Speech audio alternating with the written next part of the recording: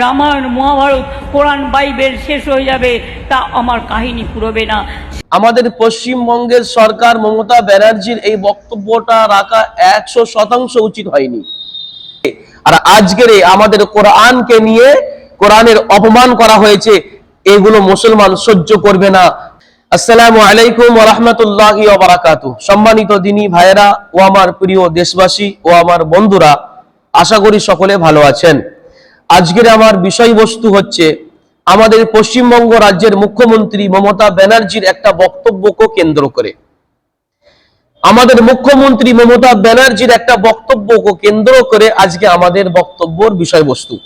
প্রথমত আমি বলে নিই একটা জিনিস, আমি কোনো রাজনৈতিক নেতা নয়, আমি কোনো রাজনৈতিক পার্টি বা রাজনৈতিক দলের সাথে জড়িত নয়।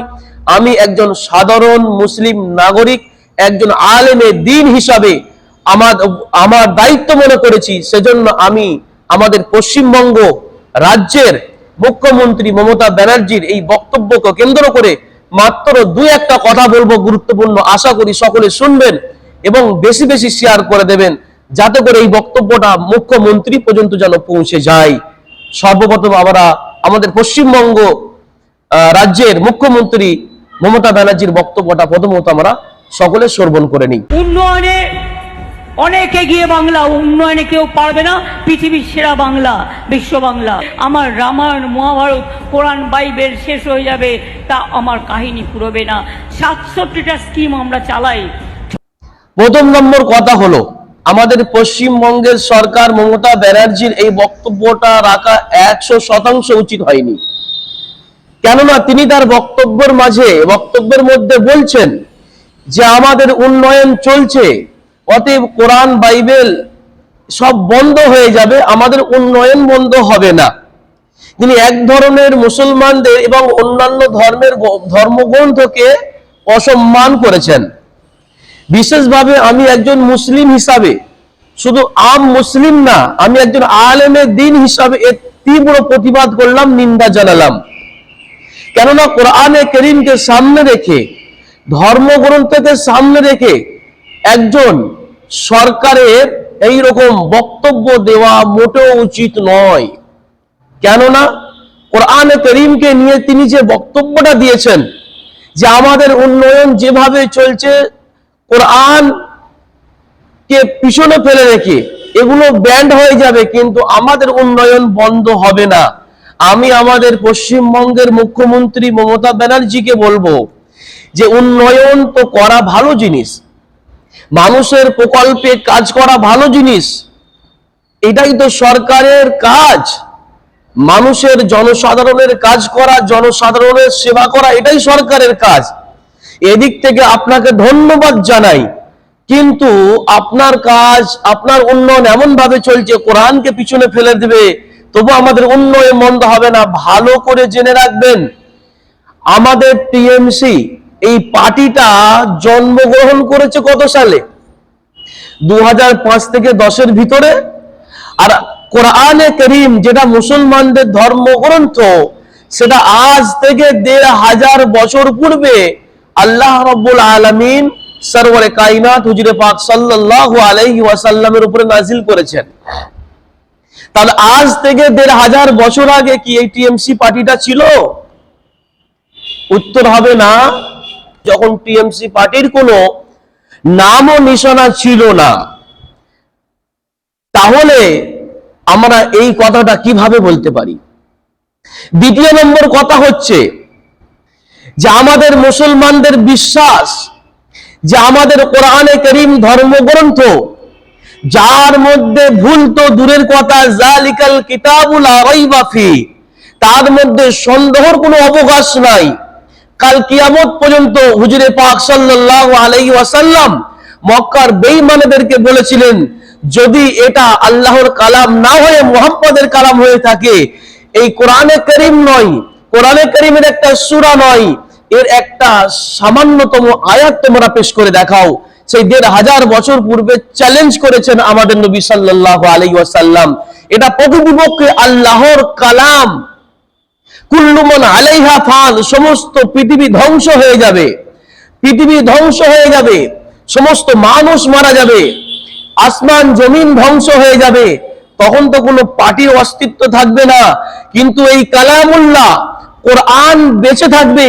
কেননা রব্বুল আলামিন কোরআনে কারীমের মধ্যে পরিষ্কার বলছেন, ইন্না নাহনু নাযালনা যিকরা ওয়া ইন্না লাহু লাহাফিজুন, যে আমি কোরআনে কারীমকে আমি নাজিল করেছি, রব্বুল আলামিন তার হেফাজতের দায়িত্ব রব্বুল আলামিন আমি নিজে নিয়েছি। সুবহানাল্লাহি ওয়া বিহামদিহি।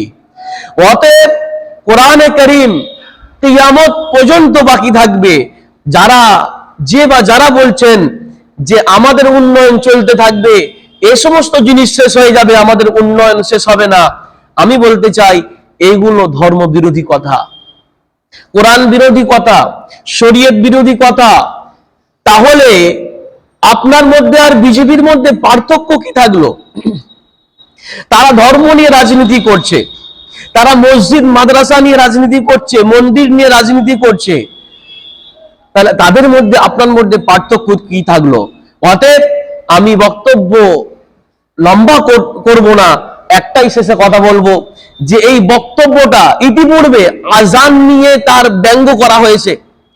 আজানের মধ্যে কোন জিনিস প্রবেশ করানোর অধিকার কারো নেই, এটা মুসলমানদের রাইট, তারা তাদের ধর্মের উপরে চলবে, তারা কিভাবে আজান দেবে, কিভাবে নামাজ পড়বে, তাদের রাইট এটা।